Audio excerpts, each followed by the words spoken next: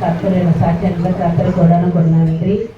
அது மட்டும் இல்லை, நம்ம 2 வாரமாக லேட்டாகவே வந்திருந்தா எனக்கு ரொம்ப கஷ்டமா. ஏன்னா ஷாப்பெல்லாம் பார்க்கும்போது நம்மளுக்கு பயமாக இருக்குது. ஏன்னா அவங்களாம் சீக்கிரம் வந்து நிற்கிறாங்க. அதனால நான் நினச்சேன் இந்த வாட்டி நம்ம இந்த வாரம் வந்து நம்ம சீக்கிரம் தான் போய் நிற்கணும் அப்படின்ட்டு. ஆனால் கர்த்தர் எனக்கு இருவினால நான் சீக்கிரம் வந்து கர்த்தர் எனக்கு உதவி செஞ்சுறேன். அதுக்காக கர்த்தருக்கு உடனே முடியும். ஏன்னா நான் தான் முன்னெல்லாம் வருவேன் சர்ச்சுக்கு ஃபஸ்ட்டு நான் வந்துடுவேன். அதுக்கப்புறம் ஏன்னா தொடக்க பேர நாங்கள் தான் ஸ்டார்ட் பண்ணுவோம். இப்போ அப்படி நான் ரொம்ப ஏன்னா எற்பத்திருப்பது ரொம்ப லேட்டாக இருக்குது. அதனால 15 நாள் பாய் வர ஊருக்கு போய் அதனால ஐடிங் பண்ணுறதுக்கு ரொம்ப உடம்புலாம் ரொம்ப வலிக்குது. கர்த்தர் இருந்தாலும் அந்த பலவீனத்தில் எங்களுக்கு மாற்றி கர்த்தர் எங்களுக்கு கிருபையாக நடத்தியிருக்காரு. அது மட்டும் இல்லை, நம்ம பிள்ளைங்கள்லாம் உண்மையிலே நம்ம படித்தவங்க பெரிய ஆளாக வராங்களோ அப்படின்னு தேவையில்லை. நம்மளுக்கு உண்மையில கர்த்தர் இடத்துல வந்து அவங்க கர்த்தருக்குன்னு வாழும்போது நம்ம பிள்ளைங்க எல்லாம் தப்பு பண்ணா கூட கர்த்தர் அதை அதட்டி அவங்கள கொண்டு வந்துடுவார். ஆனால் இன்னைக்கு வந்து நம்ம பிள்ளைங்களாம் இன்னைக்கு இவ்வளோ, ஏன்னா நான் நிறைய இடத்துல நான் கேட்டிருக்கேன், என் பிள்ளை போலீஸ் ஸ்டேஷனில் நிற்க வச்சேன். ஏன்னு கேட்டால் கெஞ்சா அடிச்சிருக்கான், அதனால போலீஸ் ஸ்டேஷனில் பிடிச்சிட்டாங்க அப்படின்னு. ஆனால் நம்ம பிள்ளைங்களை நினைக்கும்போது கிருத்திக்கலாம் நினைக்கும்போது எனக்கு ரொம்ப சந்தோஷம். ஆனால் உண்மையில சொல்கிறேன், கர்த்தருக்குன்று நம்ம வாழும்போது கர்த்தர் நம்மளை கிருபையாக பாதுகாக்கிறாரு. ஏன்னா எவ்வளோ நடக்குது நான் உலகத்துல நம்மளும் தெரியாம இருக்கிறோம். நான் நம்ம பிள்ளைங்க கடவுளுக்குன்று வாழும்போது கர்த்தர் அவங்க கிருபையை பாதுகாத்துக்கிறார். நம்ம பாதுகாக்கல, நம்ம அவங்க வெளியே வந்தா அவங்க யாரும் நம்ம யாரும் தான்.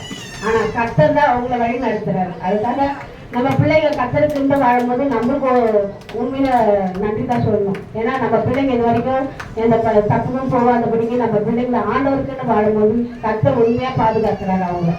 ஆனா அவங்க படிச்சு பெரிய ஆளாகணும்னு எனக்கு ஒரு ஆசை கூட இனிமே கிடையாது. ஏன்னா கர்த்தருக்குன்னு வாழ்க்கை ஆகும்.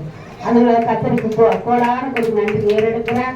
அது மட்டும் இல்லை, என் பிள்ளைக்கு வந்து என் பிற பிள்ளைக்கு 20 வயசு கர்த்தர் கிருபையா கொடுத்துருக்காரு, காப்பாற்றிருக்காரு. அதற்காக கர்த்தருக்கு கோடான கொஞ்சம் ஏன்னா கர்த்தருக்குன்ற அவ வாழ்ந்துருக்காங்க. உண்மையில நான் சின்ன வயசுல இவங்களெல்லாம் கூப்பிட்டு வரும்போது எனக்கு ரொம்ப திருமண வாயிலிருந்து கூப்பிட்டு வருவேன். அவங்க சின்னதுல இருந்து வழிநடத்தி இது வரைக்கும் கொண்டு வந்திருக்கேன். இப்போ அவங்க வந்து உற்சாகமாயிட்டாங்க. கர்த்தருக்கு கோடான கொடி நன்றி. இதுவே என் பசங்களுக்கு இதே மாதிரி கர்த்தருக்கே வந்து வாழும்படி கர்த்தர் திரும்ப செய்யும். கர்த்தருக்கு கோடான கொடி நன்றி எடுத்தேன். அதோட என் கடை திறந்து 1 வருஷம் ஆகும் போது 18ஆம் தேதி வந்தால் 1 வருஷம் கர்த்தர் எனக்கு உறுதியாக நடத்திருக்காரு.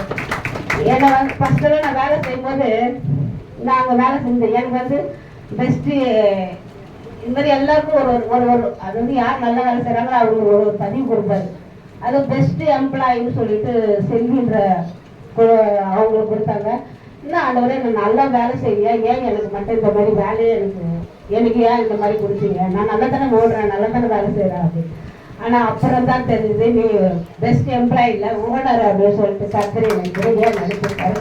அதுக்காக கர்த்தருக்கு கோடான கொஞ்சம். ஏன்னா கர்த்தர் நம்மளுக்கு தெரிஞ்சிருக்கிற நான் ரொம்ப அழுதேன். ஏன் அவங்களுக்கு மட்டும் கொடுத்தாங்க, நம்ம தான் வேலை செய்யும். என்னை எப்போ தான் திட்டுவாங்க, ஏன்னா தமிழ் ஜெயிக்கிறேன் எனக்கு திட்டுவாங்க, நீ ரொம்ப நாய் பேர் ஓடுறேன், நம்ம ரொம்ப வேலை செய்கிறேன் நீ அப்படின்னு திட்டாங்க. ஆனால் அப்புறம் தான் தெரிஞ்சது கர்த்தர் நீ பெஸ்ட் எம்ப்ளாயி இல்லை ஓனர், நீ பெஸ்ட் ஓனர்னு சொல்லி என் கடைக்கு ஓனராக தெரிஞ்சுக்கிறேன். அதுக்காக கர்த்தருக்கு கோடான கொஞ்சம் நன்றி. அவனே